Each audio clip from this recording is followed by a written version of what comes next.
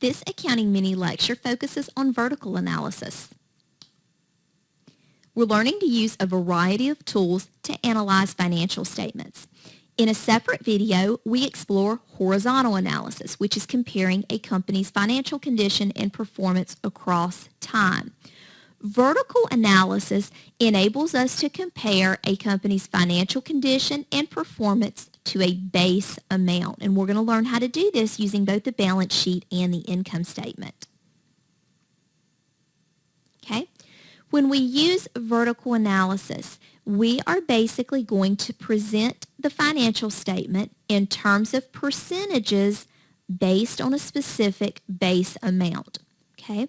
When we're using the balance sheet, our base amount will always be total assets. Okay? Now, when we're computing these percentages for liabilities and equity, of course, technically our base amount is going to be the total liabilities and equity, but we know based on our accounting equation that that's always going to be the same as total assets. So I think it's just easier to remember that our base amount for the balance sheet is total assets. Our base amount for the income statement is revenues. So what this means when we're looking at a vertical analysis of a balance sheet, each percentage is going to be based on total assets. So for example, cash would be shown as a percentage of total assets. Accounts receivable would be shown as a percentage of total assets. The same approach would be used on the income statement, except this time our base amount is going to be revenues. So let's look at some examples. Here we see the asset section of a comparative balance sheet. Now again, we have the amounts for 2011 and 2010.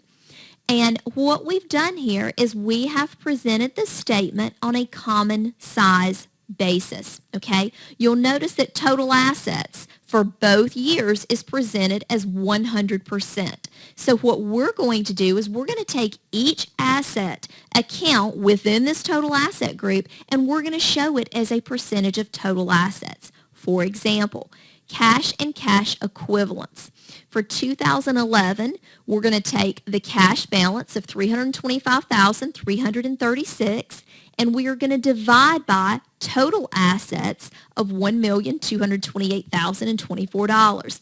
What this tells us is cash represents 26.5% of total assets.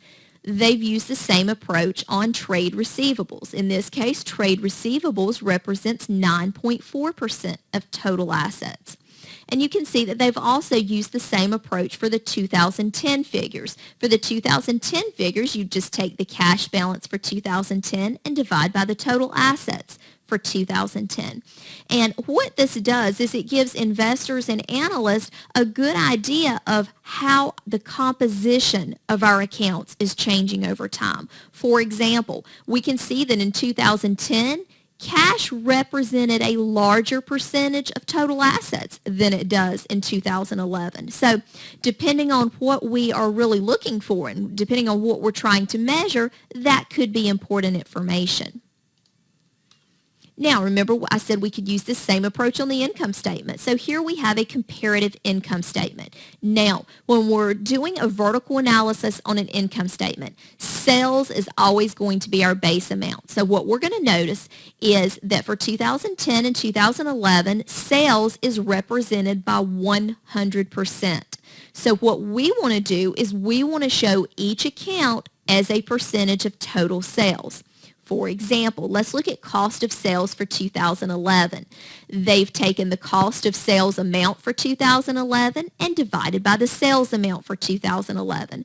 And what that tells us is that cost of sales is 72.1% of sales for 2011. And again, we would follow the same approach. The sales will always be the base amount. So each account balance is going to be divided by the sales figure in order to arrive at a percentage. And again, this makes it much easier to understand the relationships that we're seeing between the accounts and how those relationships may change year over year.